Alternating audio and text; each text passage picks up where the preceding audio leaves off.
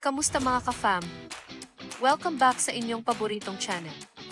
Kung hindi pa kayo nakasubscribe, ano pang hinihintay nyo?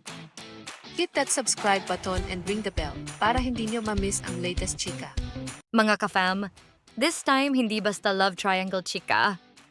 Bianca De Vera finally opened up kung ano talaga ang ibig sabihin ni na Will Ashley at Dustin Yu sa buhay niya. At ang mga salitang ginamit niya? Adrenaline, pahinga, peace. Ay naku, makinig kayo hanggang dulo. Mga ka-fam, sa isang interview with Boy Abunda, naging honest at heartfelt si Bianca De Vera sa pagbabahagi kung paano niya tinitingnan sina Dustin Yu at Will Ashley. Hindi lang bilang co-stars, kundi bilang mga taong may malaking epekto sa kanya. Unahin natin si Dustin Yu. Ayon kay Bianca, si Dustin daw ang kanyang adrenaline. Sabi niya, Dustin to me, I think is my adrenaline. Wow. I think Dustin brings out the best in me that I've never discovered before. ibig sabihin, mga ka-fam, si Dustin, yung tipo ng taong tinutulak ka palabas ng comfort zone mo. Yung mapapasabi ka ng, ay, kaya ko pala to.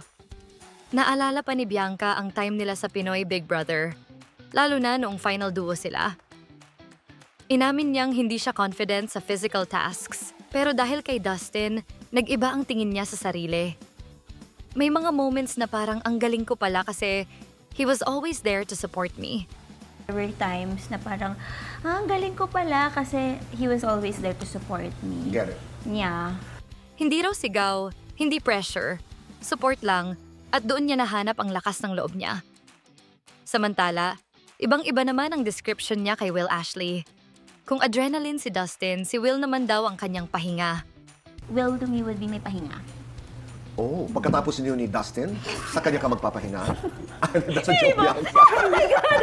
Sabi ni Bianca, he keeps me calm talaga. He keeps me steady. Parang he keeps me calm talaga, just like Vic. Same lang, na parang he really keeps me steady when, Yeah. Mga ka-fam, si Will daw yung klase ng presensya na tahimik pero ramdam. Dagdag pa niya, Because with me, I feel like as Bianca, ang dami-dami nangyayari sa life and daldal ko, ganyan. But when I spend time with him, I see na, okay, there's peace. It's also peaceful pala kapag tahimik lang. Will, sa gitna ng ingay ng buhay at career, si Will daw ang nagbibigay sa kanya ng peace at clarity. At dahil silang tatlo ang bida sa MMFF 2025 movie na Love You So Bad, inamin ni Bianca na ramdam niya ang pressure. Grabe yung pressure bilang leading lady nila pareho.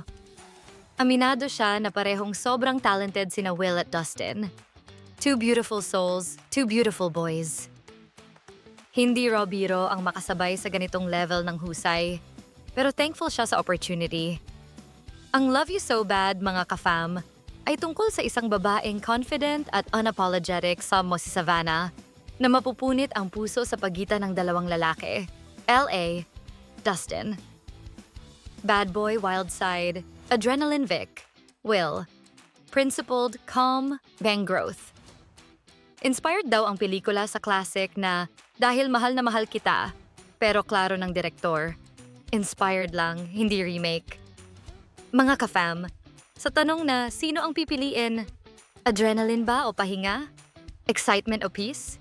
Kayo na ang sumagot, i-comment nyo na ang team nyo. Huwag kalimutan mag-like, subscribe, and hit the bell for more updates. Kita-kits ulit sa next video, mga ka-fam.